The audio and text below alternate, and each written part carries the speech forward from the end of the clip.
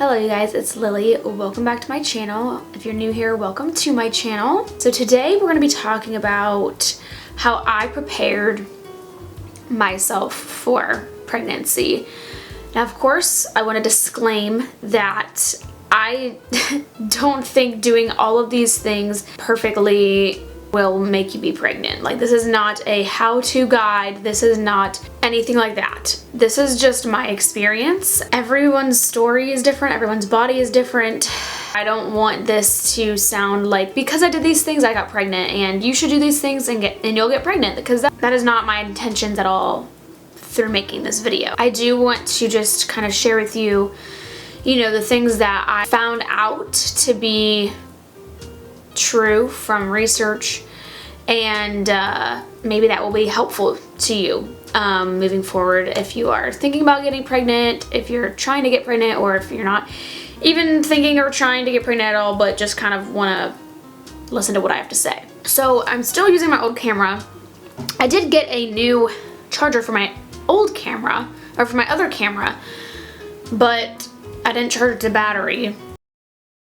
Okay, we'll see how long this lasts because I'm using my battery that I didn't charge. I'm assuming this is the battery that it maybe is the better battery. I don't know. Anyway, if this doesn't work, I'll just use my other camera and see how much charge is on that battery. But anyway, just bear with me. Sorry about the technical difficulties, but let's just get started, okay? The first thing that I want to mention about how I prepared my body for pregnancy, I guess, is really just educating myself on pregnancy. Now disclaimer, I have always been very fascinated with pregnancy. I think pregnancy is so beautiful. I think it's amazing. So I just love the whole process and learning about the whole process. So if you really aren't that into it and don't really care much about it, then honestly, why bother? But I just think it's such an amazing thing.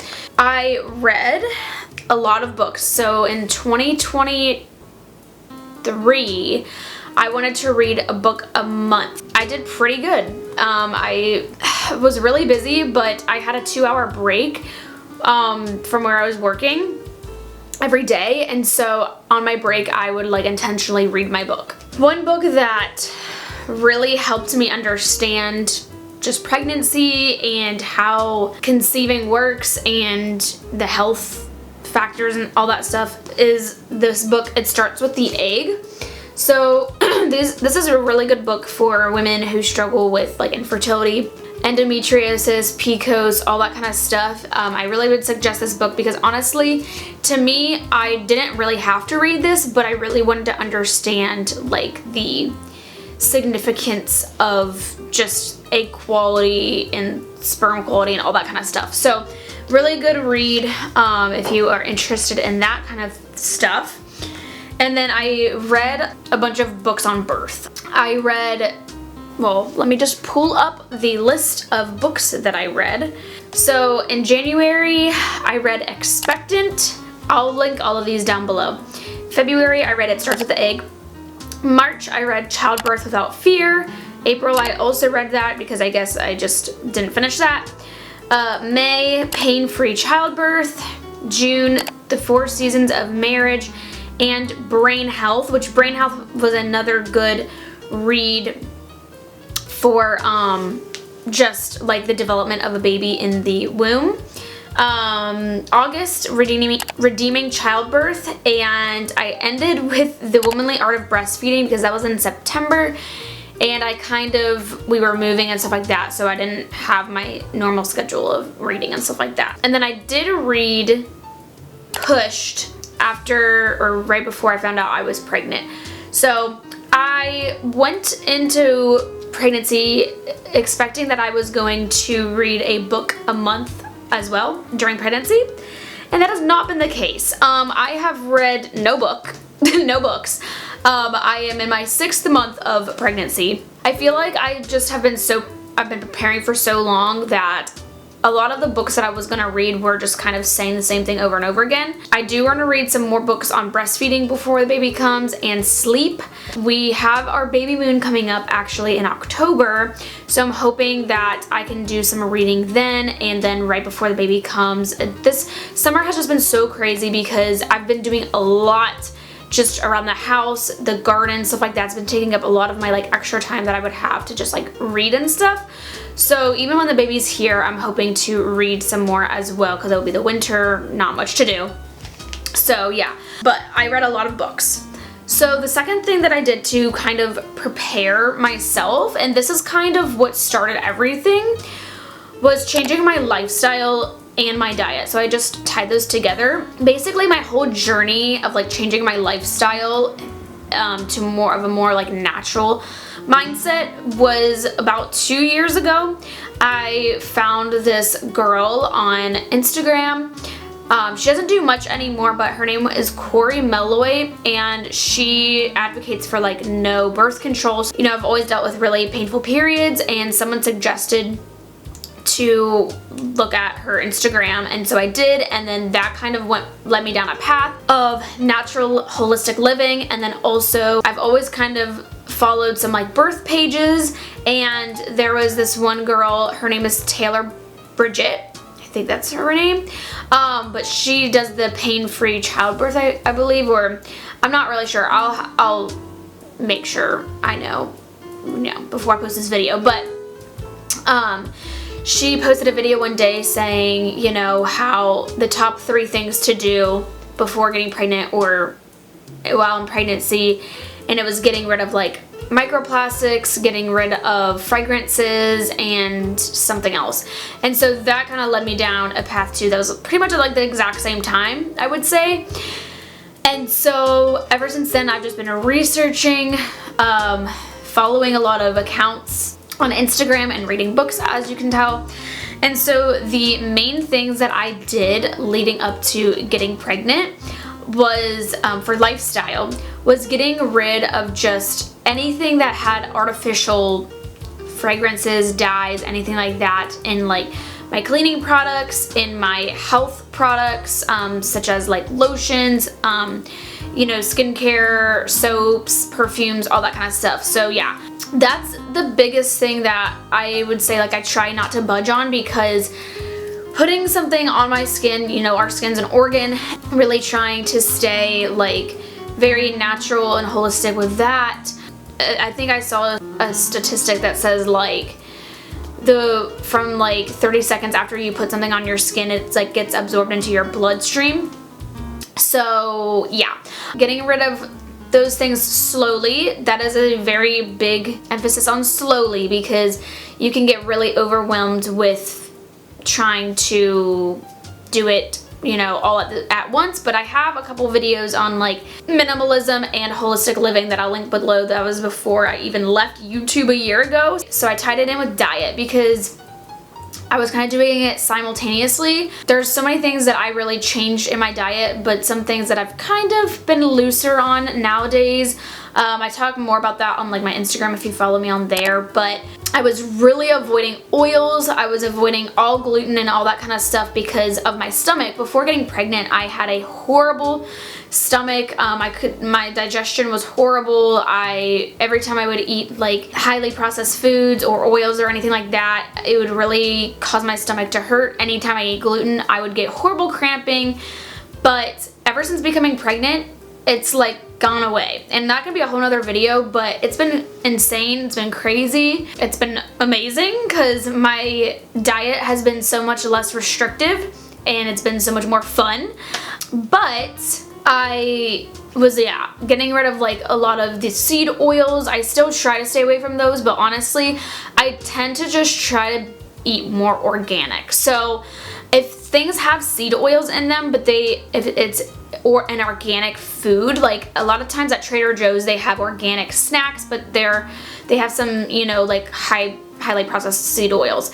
I would rather have the seed oils that are organic than find something with non-seed oils like avocado oil or olive oil, but it not be organic, because I found that a lot of foods that claim to be super healthy and, you know, have like no seed oils. They have avocado oil or olive oil.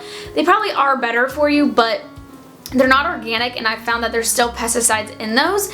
And the thing with organic, which actually It Starts With the Egg book talks about this, but if you're eating non-organic produce, meats, they can have added pesticides, hormones, antibiotics, all that kind of stuff, especially like in meats. I have really changed, you know, my meat consumption to trying to be like grass-fed, free-range, organic, all that kind of stuff, because what the animal eats is very important for what you're consuming. You're consuming what the animal consumes, basically, and so the quality of the animal is very important. So I really changed that. I don't know how much that relates to fertility, but yeah, I try to eat a whole foods diet. So basically I try to just eat things that come from the ground or come from the earth. But since being pregnant, I have really been more lenient. I do the 80-20 rule basically, which is 80% I eat whole foods diet, you know, super clean, super healthy, but then the 20%, like especially during the summer, we've been going out a lot with friends, been doing stuff, going out to eat. So obviously going out to eat, most of the meat, even if it's a really nice restaurant, is not grass-fed, free-range, organic food, all that kind of stuff. So I try not to be, you know, as picky as I once was, which has been very helpful with having a more easier to digest stomach. So my lifestyle and the way I eat has changed a lot, and I would say it's been about 2 years, give or take, that I really changed this. So I would say I had at least a solid year before getting pregnant that this was all going on. I also have heard that, actually in the book It Starts With the Egg, if you are getting rid of toxins such as fragrances, stuff in your skincare or whatever that you're putting on, it takes about 2 months for it to get out of your system, and you can see a lot of difference if you like did like blood tests and stuff like that in 2 months. So just knowing that it's not like forever. There are some forever chemicals that honestly I try to take with a grain of salt, because there's some instances where I have to use like chemical products such as non-stick pans, stuff like that. There's like even those things, non-stick cookware, plastics, stuff like that. There's just so many things that you have to change where sometimes I just can't help it. Like if I'm out at someone's house or if I'm on vacation and they have non-stick stuff, like I'm just gonna use it, whatever. But you know, it's been said that those are forever chemicals that last in your body for forever. But you know what, if you are doing the 80-20 rule and you're trying your best to stay healthy as much as possible, like that is good. Don't stress about it, because stress can reduce chances of getting pregnant too. Stress is all related as well. I think that being pregnant has actually reduced my stress because I've been a lot more lenient, and because I've been able to eat more stuff, it's been more freeing. But there's some days where I'm like, dang, I feel like, you know, crap because I've eaten crap, but whatever, it's fine, you know? Another thing that I've done to prepare myself for pregnancy is exercising and staying active. I have been active.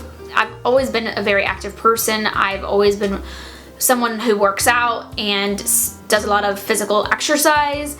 And so I started working out, lifting weights in the gym right after we got married, so about 3 years ago. I've been doing that, but even before that.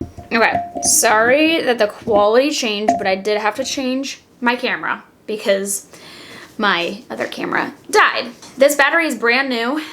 It was used to add to my gender reveal party, which if you have not seen that video, make sure to go watch. It wasn't used for very long, so this should be good, but we'll see. Okay. Oh, I used to work out doing like at-home workouts and stuff like that for years before going to the gym. I would always do YouTube videos, all that kind of stuff. I think I started working out in like the 7th grade. It didn't have to do with because I didn't like myself or I had self-esteem issues or I looked at myself and thought I was ugly. Honestly, it didn't really have to do with that. It mainly just had to do with like I just liked feeling active. I liked feeling healthy. I liked working out. Both my parents are pretty active as well. So another thing that I really prioritized, especially before moving to Michigan, was getting adjusted by a chiropractor regularly. So I started getting adjusted in February of 2023.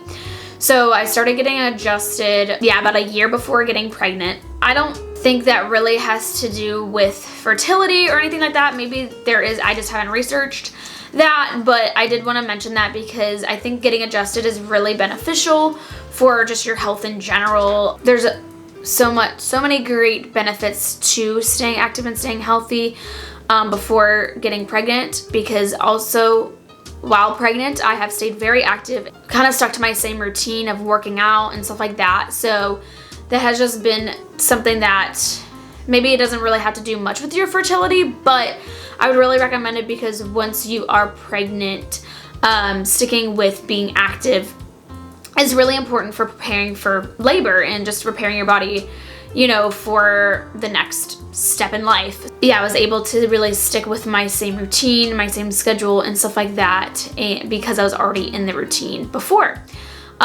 which I think was super beneficial, and I guess we'll see if it helps during labor and birth. So I guess we'll see.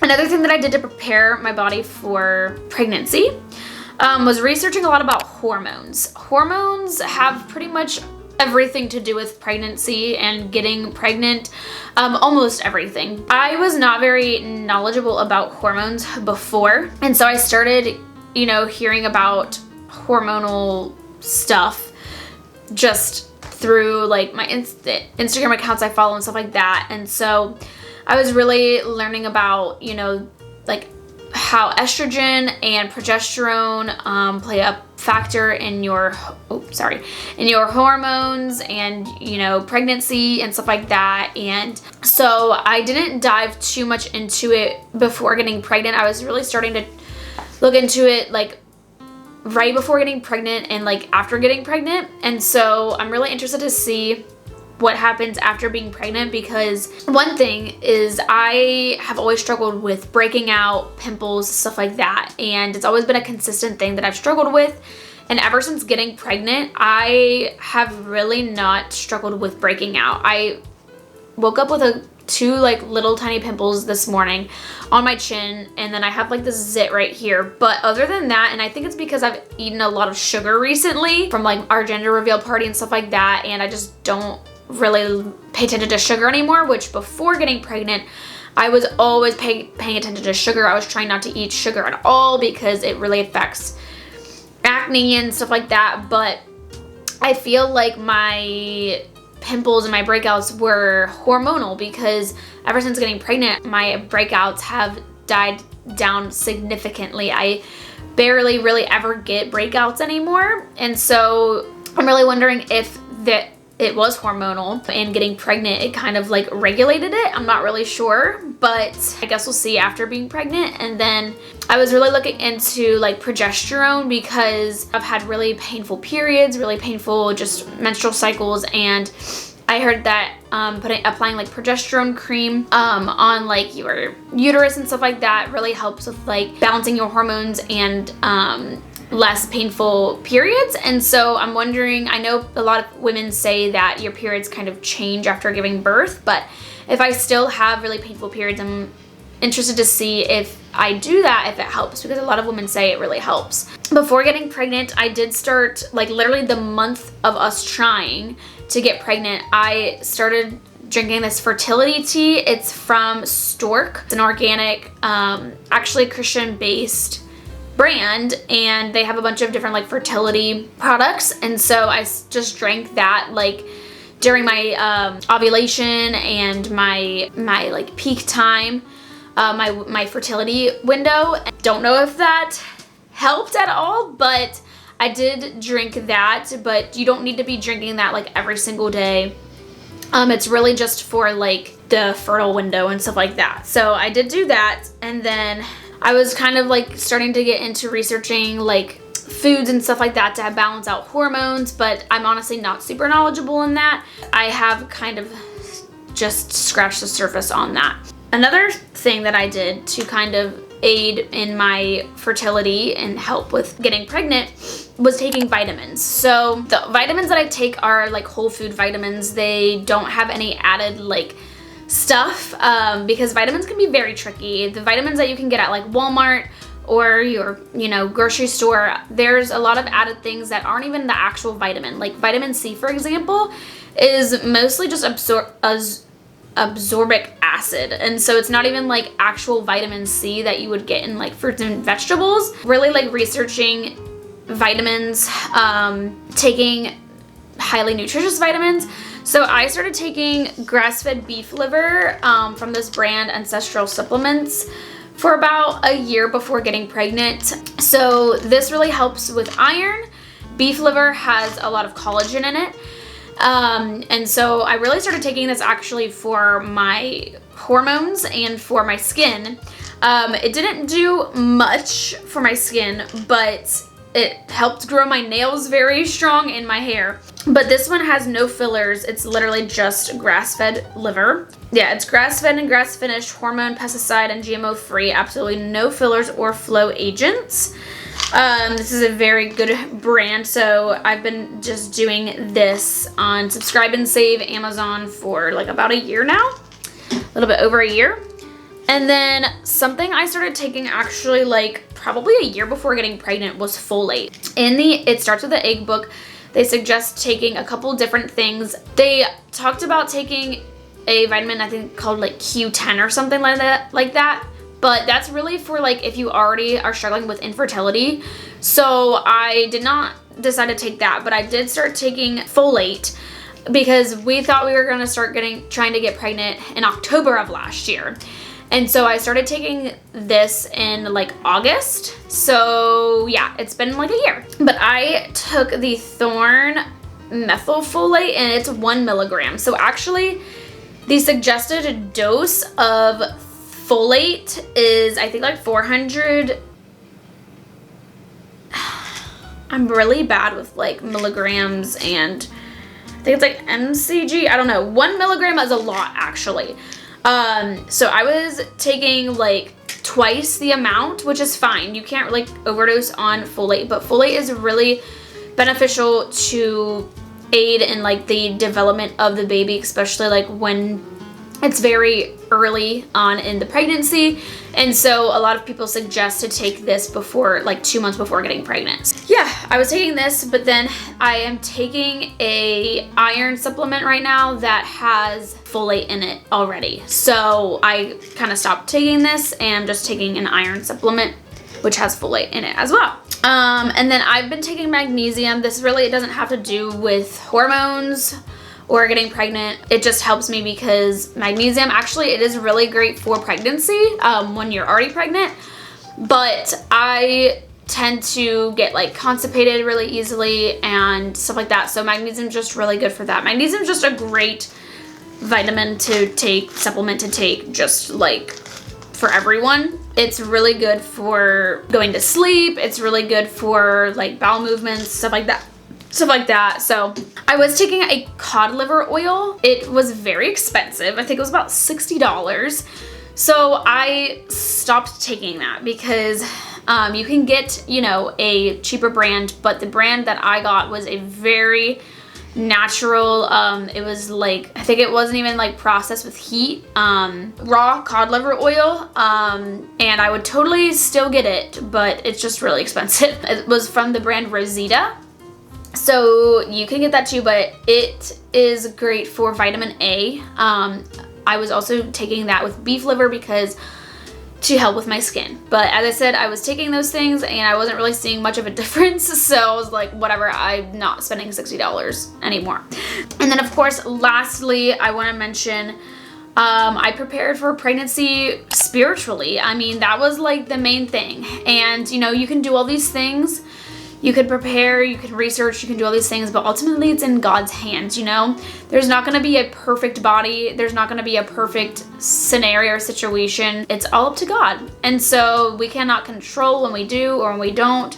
You know, we can try, but it's not up to us. And so I did mention that I wanted to make this video in a couple previous videos because, you know, the physical is really important and I think it's good to be knowledgeable about the physical aspect of pregnancy and preparing to be pregnant and being knowledgeable about your body and how God made it, but just knowing that God is in control of it is the most important part. I would always be praying for my future kids, you know, for a long time. Even when I was in high school, I would pray for my future kids. And so I really started praying a lot more for our future kids after I got married.